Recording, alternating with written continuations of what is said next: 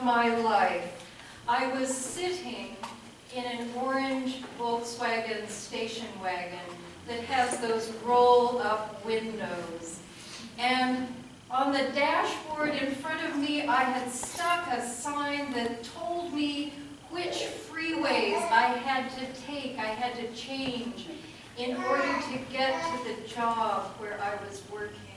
I was working jobs all over Los Angeles, and I had learned to drive on the Los Angeles freeways a year and a half before with a Wisconsin driver's license that I got through the mail. And I was sitting in that orange Volkswagen, and it was my 5th night of indecision. 5 nights, the first night, 5 nights before, I waited for an hour before I went into the person I was married to in married student housing for UCLA. And the next night it was an hour and a half, and then it was 2 hours, and then it was 3 hours. And that night I waited in that car for 4 hours. And in that car, I noticed that there were 2 invisible people. There was a woman named Jackie who had been at a job I had been at in Beverly Hills, and she and I had walked during that lunch hour. And it was Jackie who said to me, she was very short, but she wore very high heels, and we were the same height walking through Beverly Hills until our boss stopped us because it didn't look good. But she said to me one day, she said, Patty, my father died a couple of years ago, and I went to Hawaii, and I was really feeling horrible. He had died in his 50s. He was a jazz pianist, and she loved him so much that she went into this horrible depression. And she was walking on this beach in Hawaii, and she met this guy. And he said to her, he said, there are 2 paths. There is a life path and a death path. Which path are you on? And Jackie changed what she was doing completely. Her whole life changed, and as I was sitting in that orange Volkswagen, I could hear her asking me, Patty, which path are you on? There's a life path and a death path. And I finally was able to say, I'm on a death path. And I didn't get out of the car.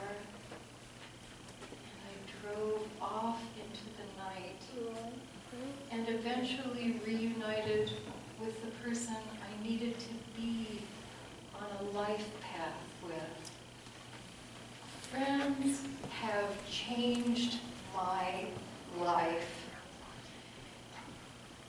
And when I was in Los Angeles, something else happened. I had just finished graduate school in medieval French. I was just talking to somebody about that. I could talk about the 12th century author, Chrétien de Troyes. I could pronounce, I could actually recite parts of the Chanson de Roland in Old French. I knew that Guillaume d'Orange was really Guillaume d'Orange. It was, and when I went to find work in Los Angeles, they would look at me and say, but can you type?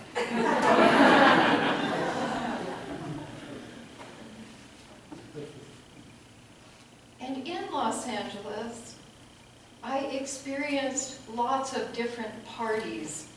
And what was so awful about those parties was that the first question people would ask you, can you guess? What do you do? They didn't want to know about Chrétien de Troyes. They'd say, what do you do? And then I would have to say whatever it was that I was doing at the time. There were various things around Los Angeles. One of the most memorable was when they found out I could do Spanish at this place that made weapons, where I had a temporary job. They had me translating letters for a Peruvian group that was, anyway, helping them buy weapons. It was a real low point of my career. And then when I would visit the East Coast, there was another set of questions. Can you imagine the question they'd ask on the East Coast? What school did you go to, and what do they mean? Your undergraduate school, and they would want to hear Harvard, Grinnell. They'd want to hear those names, and then I would say, Brigham Young University.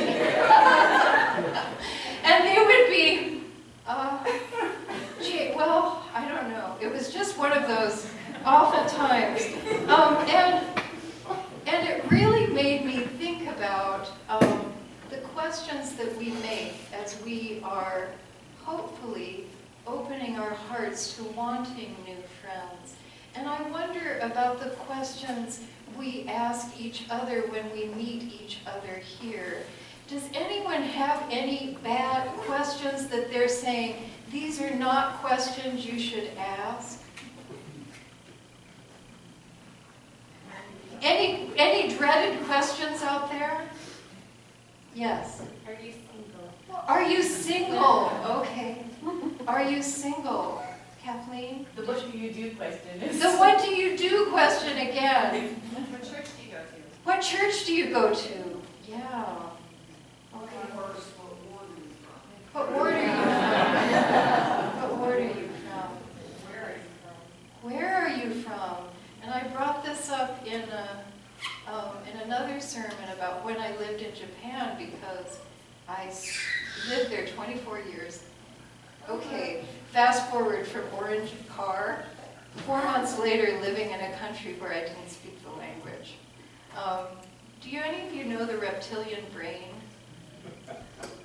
You heard of the reptilian brain? It's a part of your brain where you have people are divided into impulses, flight or fight. And I was definitely flight, because there were consequences of not going into that place. And a lot of people who were very, very angry with me and rude. And there were people I'm remembering who were very kind. They didn't happen to be the people I remembered as much. We tend to remember the other people. But anyway, when I was in Japan and I spoke fluent Japanese, people would look at my face, and I do not look Japanese, and they would always say, where are you from? And I would say, I am from Ishikawa Prefecture. I have lived here longer than anywhere in the whole world. And I think we do that to people who we think, and often their ancestors have been here much, much longer than our ancestors have been here. And we say, where are you from? What are some good questions to ask people? What is your passion? What is your passion? That's a really good one. Tell me about yourself, I think is a good one. Any other, or you can say bad ones too if you just remembered one. Because this is important. I think we don't know. The people in Japan didn't know that it hurt me. It made me feel that I was not at home. And I want us to all feel at home here. Henry David Thoreau and Ralph Waldo Emerson were friends. Not the kind of friend that Jackie and I were. Jackie and I walked together for about 5 months we walked together. And shared that time so that she was there at that crossroads of my life, sitting next to me. But Ralph Waldo Emerson and Henry David Thoreau were with each other for a long time, for years and years. And because they were friends for a really long time, guess what? they had problems with each other sometimes.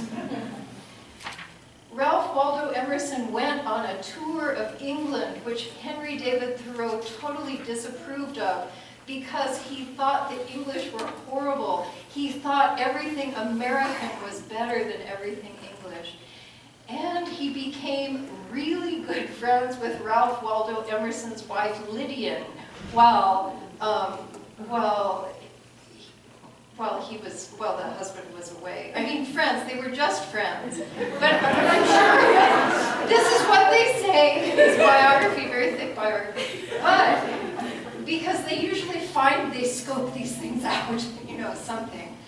But I'm sure when he came into his house, the atmosphere was different. Thoreau was probably standing a little closer to his wife, or they were exchanging glances, sharing memories of things they had done together while he was gone, because trips then were long trips. There was another really big difference between Emerson and Thoreau, and that is that Emerson was a real thinker, and he thought and he felt about nature and the wonder of nature, where Henry David Thoreau was a guy who went out and lived in the woods. And he wanted to experience everything for himself, like those marvelous passages in Walden Pond where he talks about, sucking the marrow from life. I mean, he had that way. Where Emerson came out to visit John Muir. You know the great John Muir, who is the reason why we have national parks. When he came out to Yosemite to visit John Muir, so Emerson's visiting John Muir. John Muir wanted to, guess what? Take him camping. Emerson wanted John Muir to come back and sit with him in his study in Boston. So there was a big difference between Henry David Thoreau and Ralph Waldo Emerson. And yet, Emerson valued the differences in Henry David Thoreau, and it was on his land by Walden Pond where Henry David Thoreau built his little cabin where he lived. And even so, in that friction that you find, and I hope we have the biography downstairs, which would be wonderful for you to read, but there was a friction between these two men, but it was a creative friction because they respected one another. Part of why Lou, who's the woman I went to from that drove in my orange station wagon, when we got together, and I said before, there were consequences. Our communities that we had grown up with rejected us. I remember going into a supermarket and somebody looked at us in a really horrible way and would not speak to us. And there was somebody I met in a bank parking lot who said, I said, I feel like I'm in a nightmare. And he said, and it's a nightmare from which you will never wake up. So this is a little bit of, and our families, I mean, they did the best they could. It was 1983, they did the best they could. But there was a lot of brokenness. So when Lou and I got together, and it wasn't the happy wedding that I hope many of you have had, and that we had later, 31, well, after that, anyway. We made a pact with each other that at the end of our lives, we would be able to say that we had facilitated everything that the other had wanted to do. And what that meant was we had to open the possibility of not being together. And that was really hard. And so one day I was standing in a train station and tears were streaming down my face because Lou had just left to go to Los Angeles to see if she wanted to live in Los Angeles and do music. And I was back in Japan, and I was standing in that train station knowing that she had to go and discover if she had been on the wrong path being in Japan. And eventually we could figure it out somehow. But I was thinking, I'm up in this place all by myself. And as tears were streaming down my face, Monto-san,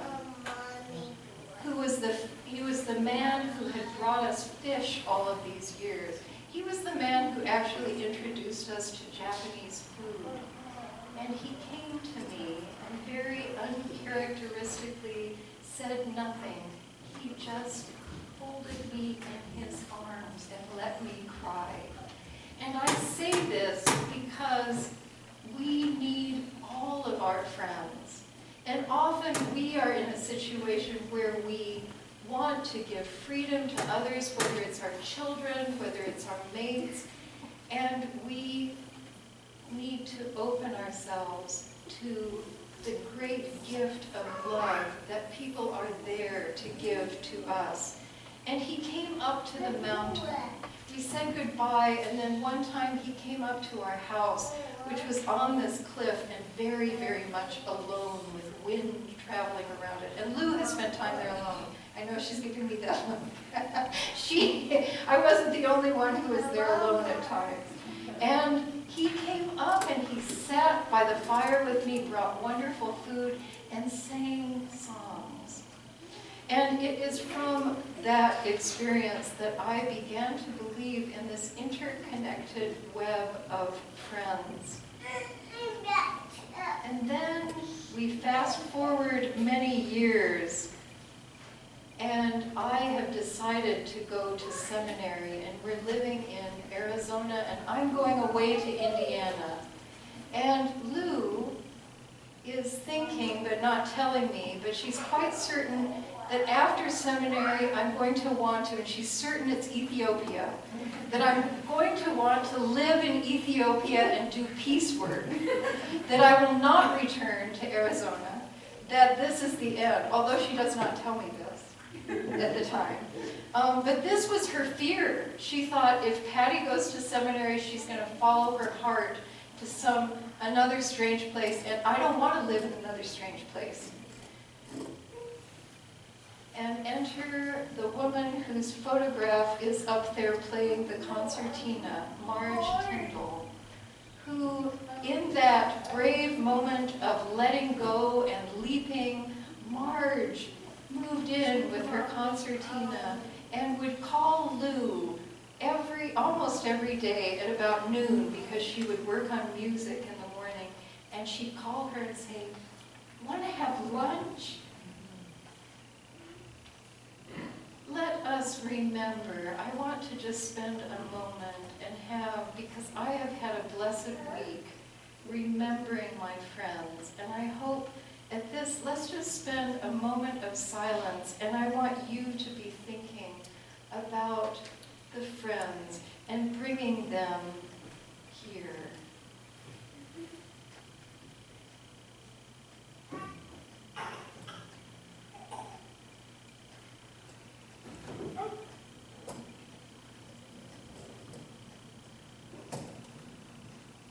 Are they here yet?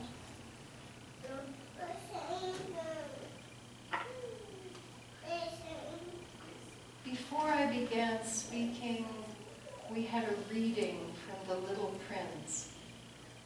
And at the end of The Little Prince, the pilot must let his friend go. And he's letting his friend go and fly back up to his planet, knowing that he will never see him again.